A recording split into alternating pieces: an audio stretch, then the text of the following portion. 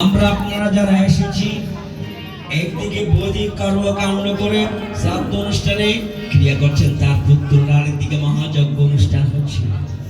শুধু সজ্জন মণ্ডলী, তা আমরা আপনারা মহামায়ার শ্রীচরণে আমরা প্রার্থনা করব, হে দেবী জগৎ জননী, এগুলো আমাদের দোষ নয়, আমাদের অপরাধ নয়। আসলে এগুলো হচ্ছে কিসের দ্বারা জানেন?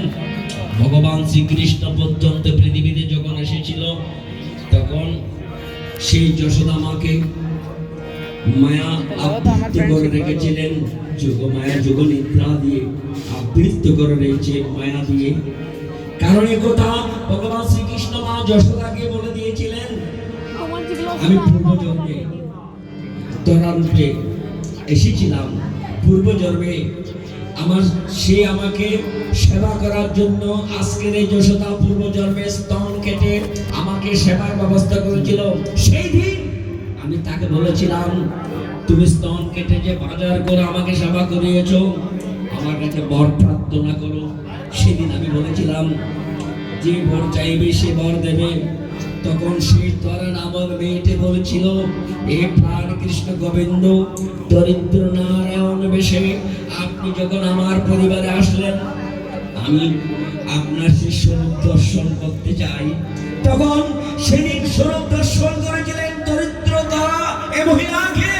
আমি দরিদ্র নারায়ণ বেশে তোমার করে এসেছি, আমি আর কেউ নয়, আমি হলাম শঙ্খ চক্র গদাবদ্ধধারী নারায়ণ।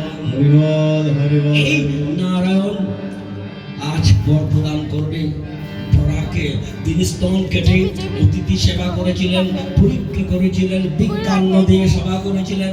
ভালো এই জীবনে কোনোদিন আমি পুত্র সন্তানের আমি জন্ম দিতে পারিনি। আগামী জন্মে হে নারায়ণ, তুমি যদি আমাকে এমন বর দিতে চাও, তুমি পুত্র রূপে আমার গর্ভে ধারণ করবে।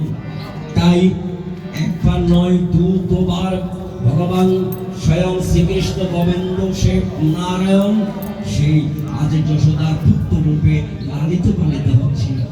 আর সে মহামায়াকে বলেছিলেন, সে আমার মা যেন আমি যে নারায়ণের অংশ হয়ে পৃথিবীতে এসেছি, আমাদের যারা বুঝতে না পারে তারা শুধু পুত্রই যেন মনে করে এই পুত্র সে হবে আবৃত্ত করে রাখো।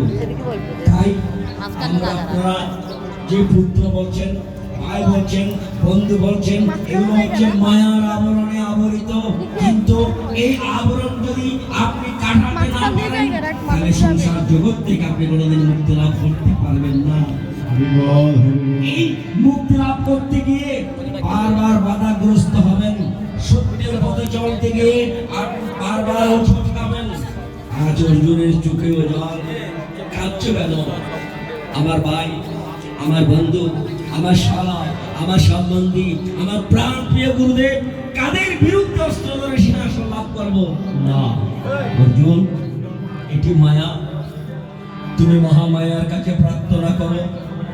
তুমি যদি একবার কৃপা করে, তবে তোমার অন্তর থেকে মায়া দূরীভূত হবে।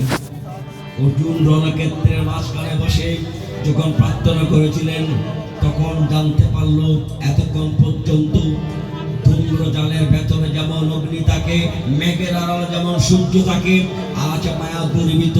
এবং সেই ভগবান সেই শ্রীকৃষ্ণের আদেশে পাঠে অর্জুন অনাদি আদি গোবিন্দ শ্রীকৃষ্ণের সেই আদেশে চণ্ডী পাঠ প্রার্থনা করেছিলেন, দেবী দর্শন করেছিলেন এবং যুদ্ধে জয়লাভ করবে বলে আশীর্বাদ প্রাপ্ত হয়েছিলেন। তাই আমরাও সংসারময় জগৎ থেকে, এই মায়াময় সংসার জগৎ থেকে সকাল মায়ার আবরণ দূরীভূত করে চলুন, প্রার্থনা করি অর্জুনের মতো। ওম নমঃ চণ্ডিকায় নমো নমঃ। এটা আপনার ছেলে?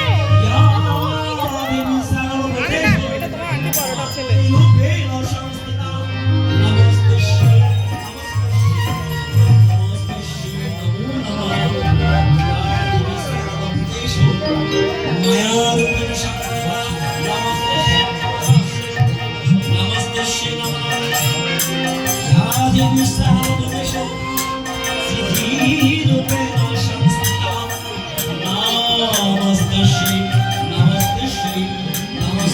नमो नमः या देवी सर्वभूतेषु विद्यारूपेण संस्थिता नमस्ते नमस्ते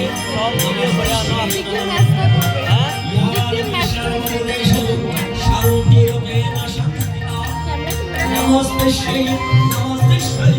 नमस्ते नमो या देवी सर्वभूतेषु शक्तिरूपेण संस्थिता